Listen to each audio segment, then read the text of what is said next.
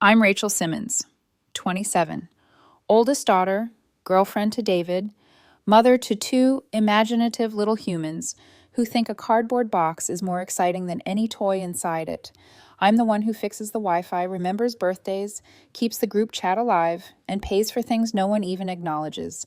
Christmas Eve, my parents' living room smelled of cinnamon spray and the faint dust of the space heater. My brother Jason walked in 20 minutes late, sunglasses perched on his head like he'd just flown in from a tour. His wife Clara hovered near the tree, snapping selfies. Their children ran in circles, wired and ecstatic. Mom stepped in front of me while I shrugged off my coat, patting my chest like she owned the fabric. "We all agreed not to do gifts this year," she said, her voice low but sharp. "It's been a hard season for everyone. Don't make a scene." I blinked. I hadn't brought anything. "Good," Dad added without looking up. "No pressure. We're focusing on time together." David squeezed my hand. Our kids carried in a tin of cookies they'd decorated themselves, blobs of icing, too many red sprinkles. I felt a flicker of relief. No gifts meant no scoreboard, no comparisons. Then Clara clapped, gleeful and theatrical. "Presents!" She sang like a game show host. Jason winked at the kids. "Special exception," he said. "From Santa." Mom didn't object. She adjusted a throw pillow like it mattered. Their son tore open a square box. iPhone. Newest model. Screams erupted. Their daughter unwrapped VIP tickets for a pop star concert, front row, 3 nights, glitter tattoos included. Our children clutched their tin of cookies, eyes wide but cautious. The last biggest box revealed a gaming PC with lights like a nightclub, a card taped on top, for school too. The room erupted into cheers. Dad even stood up this time, hands behind his back, nodding like a used car salesman approving a sale. Mom pressed a hand to her heart.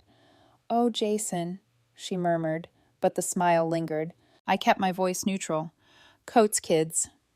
My son gently slid the cookies back into the tin, like fragile glass. My daughter hugged her tin to her chest, lip wobbling as she tried not to cry. Mom tilted her head. "No one said you couldn't bring something small. Besides, Jason pays for so much during the year. Let him have his moment." Clara laughed. "Don't be dramatic, Rachel. You know how sensitive you get." Dad smirked without meeting my eyes. "You're overreacting." I looked at my kids. David glanced at me, uncertain. The room buzzed with energy that wasn't ours. I wasn't going to argue over wrapping paper or the rules that applied only to me. I opened the door. Cold air cut through the fake cinnamon. "Merry Christmas," I said quietly. No slammed doors, no speeches, just the quiet assertion of boundaries. I grew up in a house where money was a mood. When Dad was happy, bills were covered without thought. When he wasn't, a light left on was a personal attack. Mom's love always came with a calculation. "We did so much for you," she'd say, handing me an invoice disguised as a memory. Jason was the golden child, loud, charming, effortlessly lucky. Teachers called about his energy. Mom called him gifted. When I brought home honor roll, she said, "Of course," and hushed me so Jason could focus. At 17, I worked washing dishes while he drove the car I had saved for. At 19, I co-signed a credit card for him. He built it like a bonfire. Late fees, cash advances, then tears. When Mom found the statement, "You two figure it out," she said, passing the bill. I figured it out. I always did. Fast forward. David and I rented a modest apartment with squeaky windows. Our children shared a room and thought it was camping. I worked for a medical group. David taught kindergarten, coming home with glitter stuck to his neck like metal dust. We lived within our means, sometimes under them. I tracked subscriptions, juggled due dates, packed lunches, made lists.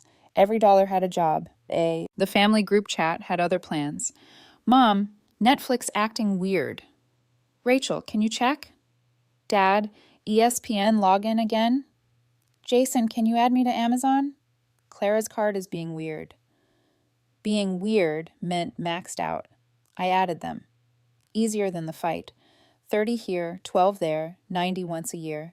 A steady drip until the bucket overflowed. Every December, there was a new rule about gifts. No gifts this year after Jason's third job change. Only homemade gifts after Clara's boutique closed. Secret Santa $20 limit after Dad's colonoscopy. And every year, someone broke it, and it wasn't me. Clara brought designer scarves on sale. Dad unveiled a grill that needed its own extension cord. Mom gave Jason a little something that looked a lot like a watch ad. When I brought cookies and a framed photo of our children, Mom called it thoughtful and then added, "It's not about money. It always was." The small asks had teeth. Jason sent me a field trip request labeled Little League. Clara texted, "Can you pay this time? The kids can't sign up without a card." Their daughter missed a book fair because the envelope got lost. I hugged my daughter and promised the library trip instead. That night, I approved a $240 uniform request. When I suggested budgeting, Mom sighed. "Rachel, stop counting. It's Christmas. Don't be petty." Petty, the word for any boundary I tried to set. I changed passwords, canceled household add-ons, removed saved cards. The path of least resistance was a trench I'd kept digging for decades. 2 weeks before Christmas, Jason posted a photo of his kids at a gaming store. "Big surprise coming," he wrote. Mom heart reacted. Clara added a string of gift emojis. I responded, "Got it." Lena, or rather David, asked if I was okay. I was tired. I wanted quiet cocoa, missing board game pieces, homemade cookies. And then Christmas Eve arrived. My children saw what an iPhone looked like when there were no gifts. Their cousin's hand wrapped around a future they weren't supposed to have. My daughter hugged the tin of cookies, trying not to cry. People think the worst part is the presents. It isn't. It's the story around them. The way my family bends rules into a halo around Jason while I hold a ledger. The way they look at me like my meticulousness is a flaw instead of protection. Back in the car, our children were quiet. David turned on the seat heaters. Slow warmth under the cold. No one blamed me. No one said a word. That silence, polite and careful, was louder than any shout I'd ever heard.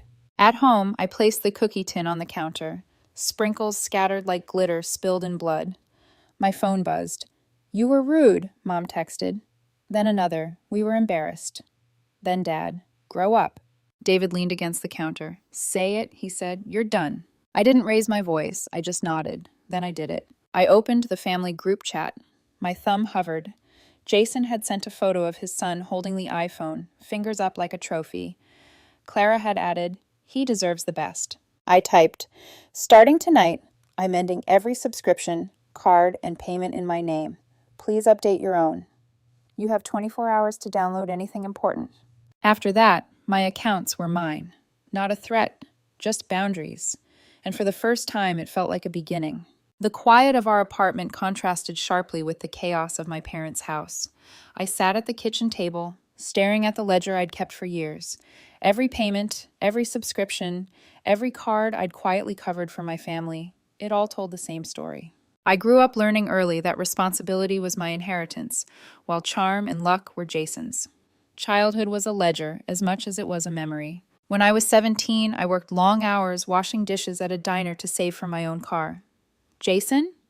He drove the one I'd been saving for because gas money was complicated.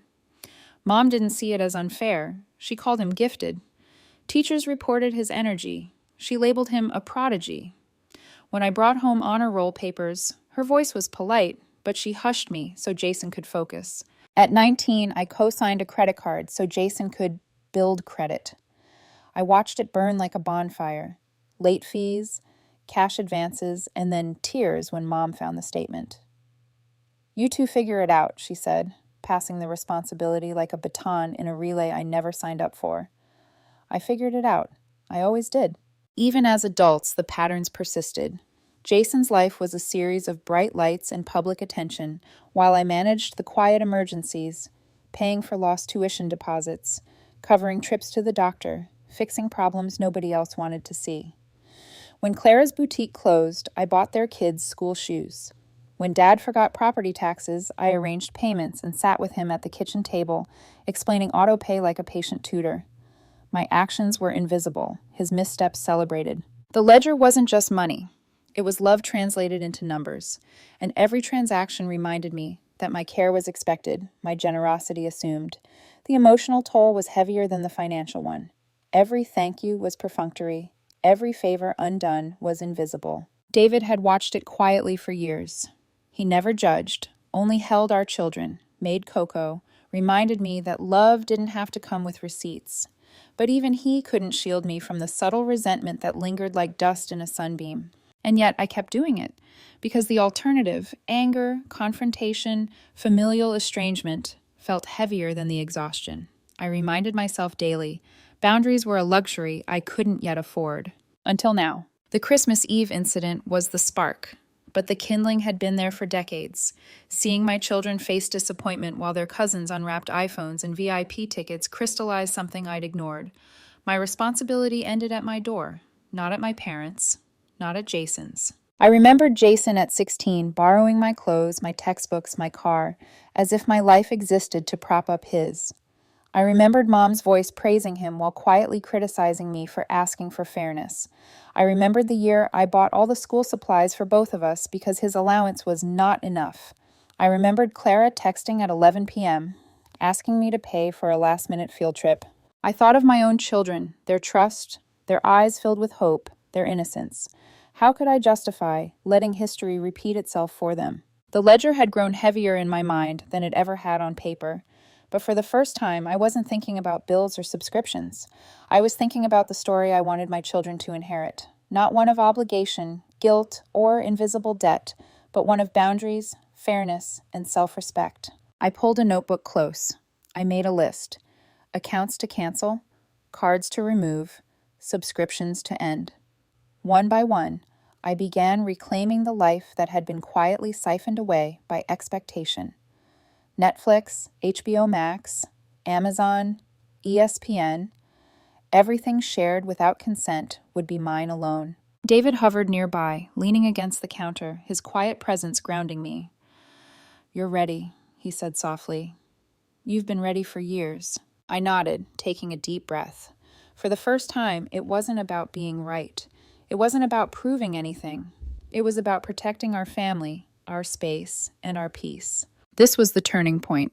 The line was drawn.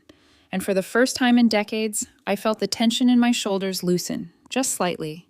The ledger was still there, but now it was a tool, not a burden. I knew the storm that would follow. Texts, calls, arguments. My parents would see this as betrayal, Jason as an attack. Clara would cry manipulation. But I also knew that holding firm was no longer optional. The first move would be decisive, clear, and irrevocable, and I was ready to make it. By midnight, the apartment was quiet except for the soft hum of the heater and the occasional creak of our old floorboards. David was asleep on the couch, but I couldn't rest. My hands hovered over my phone, hovering over every account, every password, every shared card. Tonight, the ledger would stop controlling me. Tonight, I would reclaim what was mine. I started small. The secondary phone line I'd added years ago just for Clara's contractor discounts. I canceled it first. The carrier asked, "Are you sure?" I typed, "Yes," like a friend. Then Netflix, HBO Max, and the Amazon household account. All canceled, all removed from shared access. I disabled one-touch ordering, removed saved cards from Jason's accounts. Every ping of confirmation felt like a click in a seatbelt, a restraint I had long ignored. Notifications stacked up, each one a small shock. Your payment method has been removed. Your subscription will expire. My stomach tightened as I scrolled. David brought me a cup of tea, hot and minty. "You don't need to explain," he said. "You've explained for 10 years. Just do it." By 1:30 a.m., I had added fraud alerts to our cards, updated travel notifications, and set up two-factor authentication everywhere. I felt the tension in my chest start to ease, replaced by a quiet determination. This wasn't anger. This was self-preservation. At 2:04 a.m., I created a new family group chat. Just us, me, David, and our children. I named it Heartum, a small, personal joke about the life we were building. I sent one message, "Movie night tomorrow, popcorn, your pick." It was simple. It was ours. Morning arrived with the cold slap of reality. The doorbell rang at 6:10 a.m. Peeking through the peephole, I saw 2 uniformed officers and my parents on the porch. Mom clutched her robe, eyes wide, as if she'd been dragged from bed by injustice itself. Dad had his reasonable face on, the one that demanded compliance without questions. I opened the door. "Morning," I said.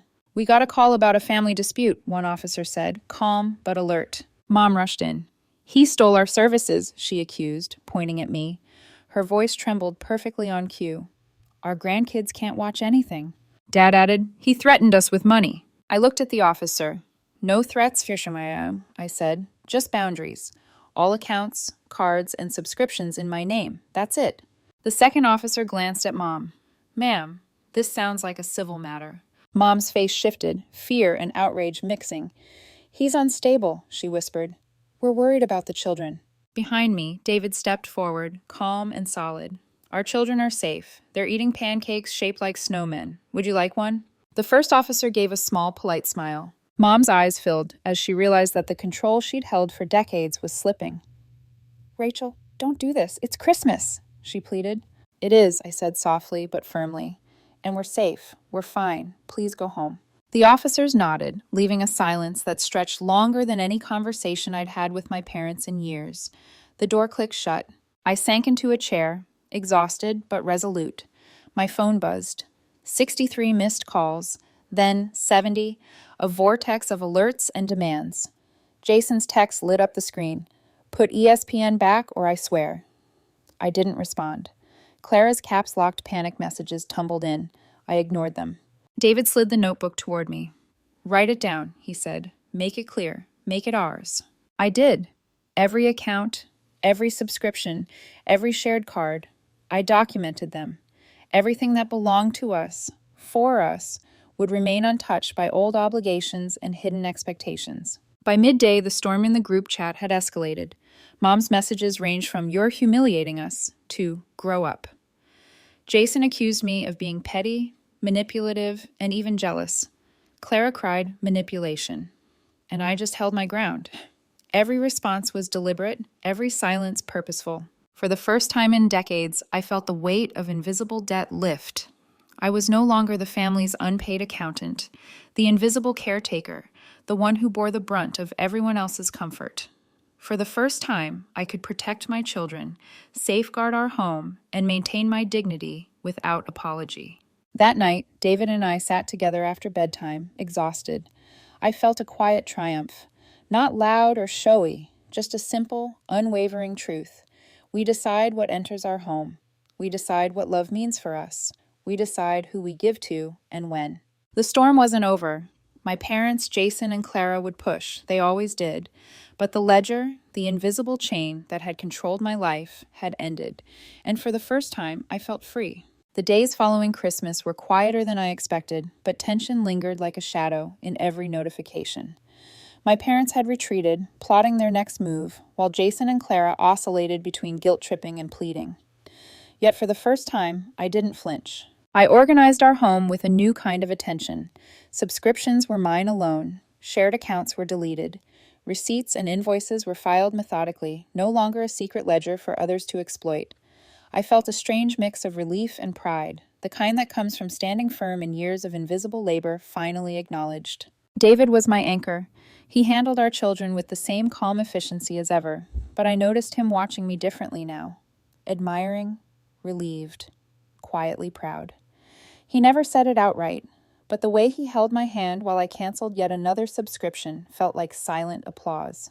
The first message from Mom after the incident came a few days later. "Are we still invited to the kids' recital?" I stared at it. Every word was loaded. I read it 3 times, parsing for the trap, the subtle guilt, the implied threat. Finally, I typed back, "Yes, please don't bring gifts. Just come on time." Her response, a single period. Not a yes, not a no, just a period. Fine. Jason hadn't called. Clara had tried to text, but her messages were blocked. Slowly, a strange calm settled over our family. The children built forts without interference, made hot chocolate without judgment, and played games where rules weren't bent to favor anyone but them. I watched my daughter carry her tin of cookies, sprinkles smeared across her hands and sleeves, and felt a warm surge of triumph.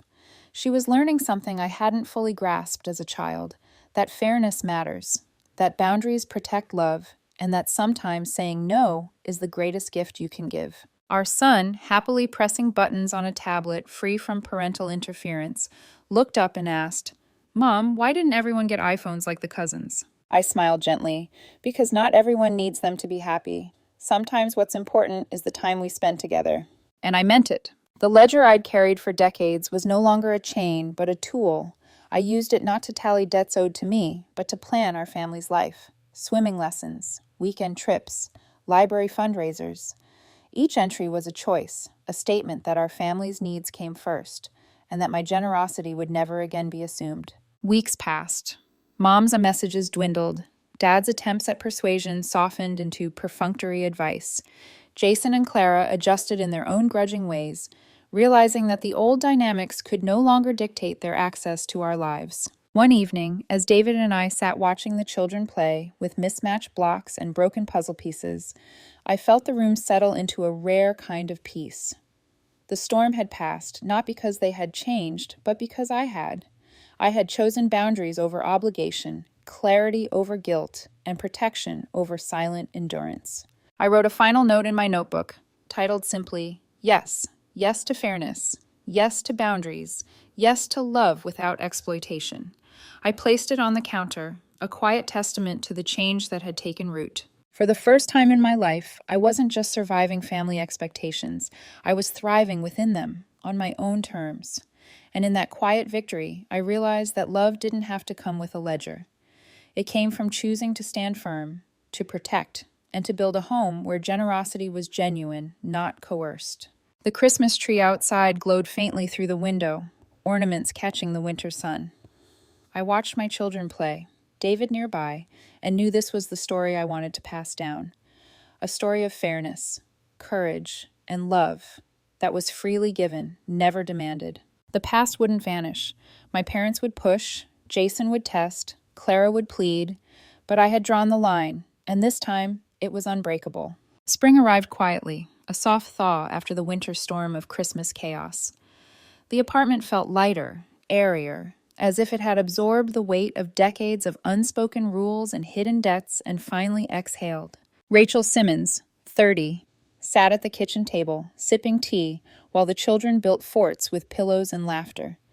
David leaned against the counter, reading a book, eyes occasionally lifting to smile at her.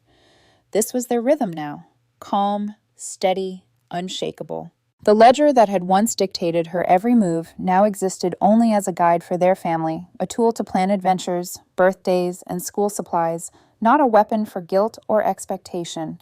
The walls of their home carried warmth, not judgment. Messages from her parents still came sporadically, testing boundaries in small ways. "Can Jason borrow the tablet?" Or, "Don't forget to RSVP for the reunion." Each was met with a polite, firm response. Handled. Our children's needs come first. Thank you for understanding.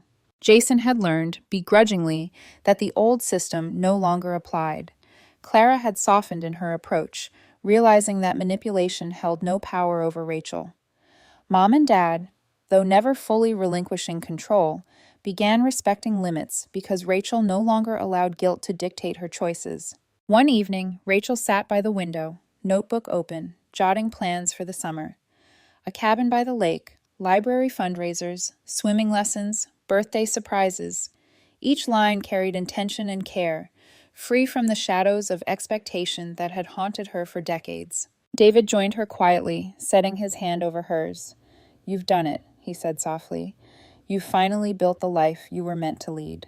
Rachel smiled, feeling a weight lift that she hadn't realized she'd been carrying her entire life. "It wasn't easy," she admitted, "but it's ours now, and that's enough." Their children ran past, shrieking with delight, their laughter echoing through the apartment.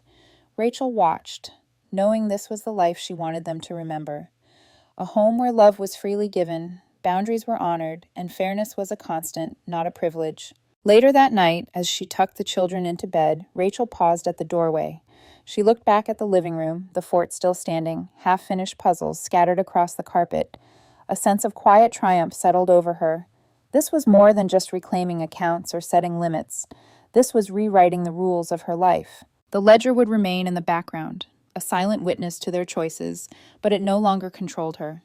She had ended the story where she was always the extra wallet, always the silent bearer of responsibility. Now, Rachel Simmons decided who got what. Not from guilt, not from obligation, but from love, clarity, and conscious choice. She closed the notebook, kissed David on the cheek, and whispered to herself, "This is ours, always ours." Outside, the first hints of a summer breeze drifted through the open window. The snow had melted, and the tree of winter had given way to the green of possibility.